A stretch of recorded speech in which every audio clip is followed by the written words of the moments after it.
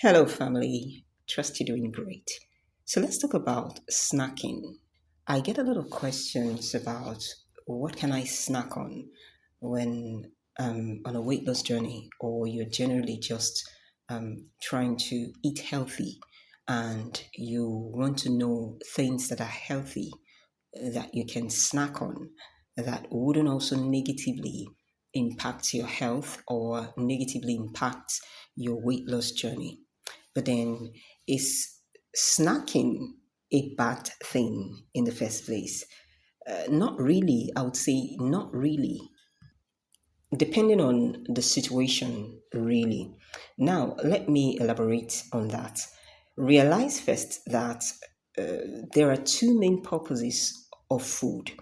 And the two main purposes of food is to provide nutrients for your body and to supply fuel, energy for your body to function with. If your snacks supports both purposes and properly factored into your overall calorie need for the day, then it's okay. If the main reason behind your snack is real hunger, then that's okay. In that case, eating, say, something like a cucumber or apple or some berries should do, right? That established, right? Let me tell you why I have a problem really with what people see as snacking. Because you see, most of the time when people snack, it's not really because of actual physical hunger, but for pleasure and for all the wrong reasons, really. They see a friend munching on something, they're not necessarily hungry, but because they see someone munching on something, they want to have a taste of it. They perceive the fresh smell of baked pastries at the supermarket when they go to shop for other things, and then you just have to grab a meat pie, pizza, whatever it is. Someone ordered for food besides them, and they couldn't resist having some too, even though they just had their own lunch.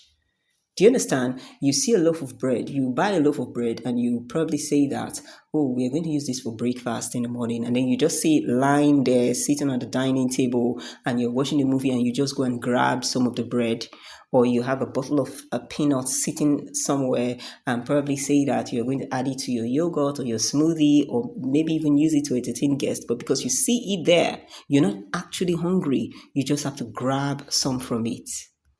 Or maybe you're watching a movie or working on your computer or something, and you just need that extra thing, to make you enjoy, as people will say, that they need some sort of thing to be thrown in their mouth to make them enjoy the movie, or to make the workflow even better, or to get through whatever boredom they're trying to get through.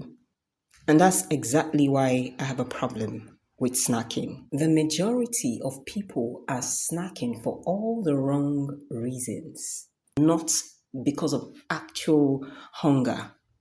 Sometimes, you see, it may even start with something healthy. You just say that maybe you grab a bowl of, say, cucumber or watermelon, or even berries. But soon enough, they jump right into the unhealthy stuff. Why? Because they were never really hungry. And cucumber or any healthy food for that matter can never really satisfy emotional hunger.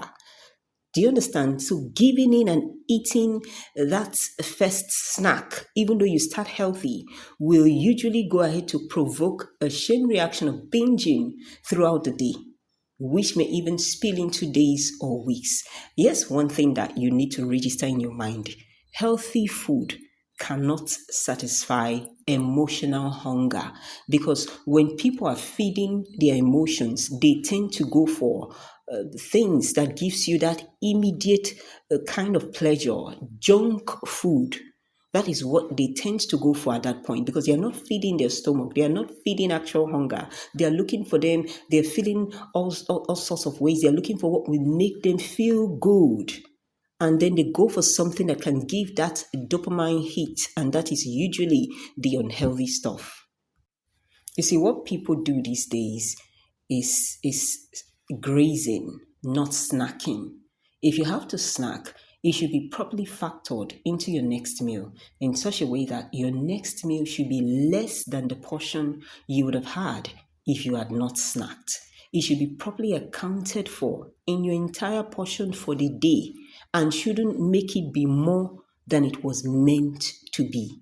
That is how to actually snack. But then grazing is impossibly grabbing a bit of this and that, throughout the day. Take from here, grab from here, eat from here, in a way that is unmeasured and unaccounted for in your overall portion for the day, in such a way that you end up exceeding your portion allowance for the day. And that's exactly what the majority of people are doing. Turning to food to get through boredom, to cope with stress and mental exhaustion, as using food as temporary escape from emotional voids, or just munching away because food is available, is the major reason most people are stuck in their weight loss and wellness journey. These behaviors often lead to overconsumption of food and hinder your efforts to maintain a healthy weight and a healthy diet generally. Food addiction is common with people who use food to cope with stress or other uncomfortable emotions. Because you see, I said that before, food cannot fill emotional voids. So finding comfort from food will definitely always lead to a vicious cycle. And because, as I said earlier, because comfort foods for emotional eaters are usually ultra processed foods, this will further worsen the addiction. Overexposure to processed foods can supercharge the brain's reward system, same way addictive drugs do, making it hard for you to control yourself with them. So here's what I will always tell people. For one who is still hooked, you're still hooked on food addiction and you're just learning healthy eating habits and self-control, it's best to avoid certain temptations and loose ends. Because for such people, there's a thin line between snacking and binge eating. A supposedly healthy snack can easily spiral out of control and turn into full-blown binge eating that can last for days. If you're in a situation where you exert a lot of physical activity that involves, serious physical labor, like those in construction or physical trainers, or you are pregnant or nursing and you need the extra calories, then you can fit in healthy snacks in between your meals. But if you don't need extra calories, I honestly do not recommend snacking, because snacking needlessly is the easiest way to gain weight. That's actually the reason a lot of people are overweight, eating when they don't need to. As it is, the higher percentage of people are already overeating in their main meals. In their main meals, they're already having calorie surplus running into thousands, which leaves no room for allowance whatsoever. Do you understand? So where do you now want to fit in a snack when your main meal is already exceeding your recommended calorie allowance for the day? So what I recommend is what I call the pause. When the urge to snack hits you, don't just dive right into it. Ask yourself if you're truly hungry or just bored or just craving something. Pause, sip some water or some herbal tea like green tea, and just give it time. Allow time to pass while you distract yourself with other activities. Get engaged with your work, go for a walk. Cravings, that's something that a lot of people don't know. But the moment you're able to tap into that level, you actually understand it. Cravings are fleeting. They do not last, really. You see, the reason why people fall for craving is because they don't even give it any break. The moment it comes, they jump right at it. They feel like eating pizza. They grab their car keys and go get pizza. But the beautiful thing about the mind is that when you engage it with other activities, it is quick to move on from the unhealthy stuff. So cravings are actually fleeting. When you pause and reanalyze and just redirect your mind to other activities, you will find that before you know it, you have even forgotten you were craving something. it passes within a few minutes, is gone if you take your mind off it. It is when you start to salivate, you start to think about it, you start to process it, you start to give it energy. The more energy you're giving it, the more the craving is increasing, and before you know it, you are going for it. But when you turn your mind away from it, immediately that temptation comes. You find that it goes quickly. And with time, as you begin to overcome one, overcome the other, with time, you start to see like a balance. You no longer have those, you are now in control. You gain mastery over your emotions, over feeding your emotions, and you actually start to eat for the real reason why you should eat, which is for nutrients. And that will also spill over into the kind of choices of food you make. When you start to have that consciousness that food is for nutrients, food is for energy, you are more careful about the kind of things you feed your body with, because you know that you are nourishing your body. So you're constantly making the right choices, because is this going to nourish my body? Do you understand? When you start to do that, when you start to see food for what it really is, you start to see a change, a transformation in your relationship with food. If you have some sort of issues, stressful situation, or emotional issues and stuff like that you're dealing with, find a confidant to talk to. Because you see, food will only make it worse. Food cannot provide solution to emotional issues or to stressful issues. Food will always be what it is meant for. It will not hug you. It will not talk to you. It will not help you gain perspectives of whatever, different perspectives of whatever you are dealing with. It will not help, it will not open your eyes to reasoning.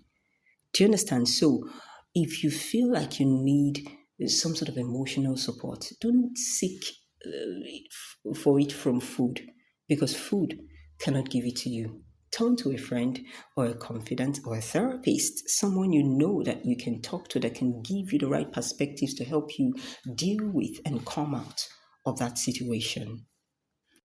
If you feel like having a snack in between your meals will encourage you to eat healthier, will encourage you to stick to your healthy eating journey, you can go ahead to split your meals in such a way that rather than having a full meal, what you can do is to take some from here, take some from there, right? In such a way that if you're eating, say, 600 calories for a meal, you can make your first meal around, say, 500 calories, and then leave out 200 calories for a small, healthy snack.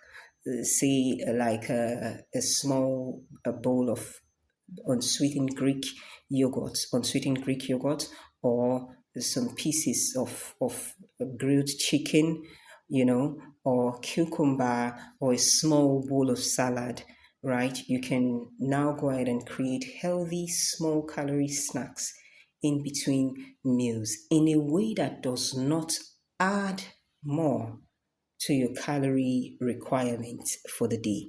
If that helps you, if you feel like that will help you eat healthier, that will help you maintain healthy eating, then you can definitely work with that rather than giving room to unhealthy, spontaneous choices. So that way, you're properly planning your snacks, but not just grabbing this and that throughout the day in a way that is unaccounted for.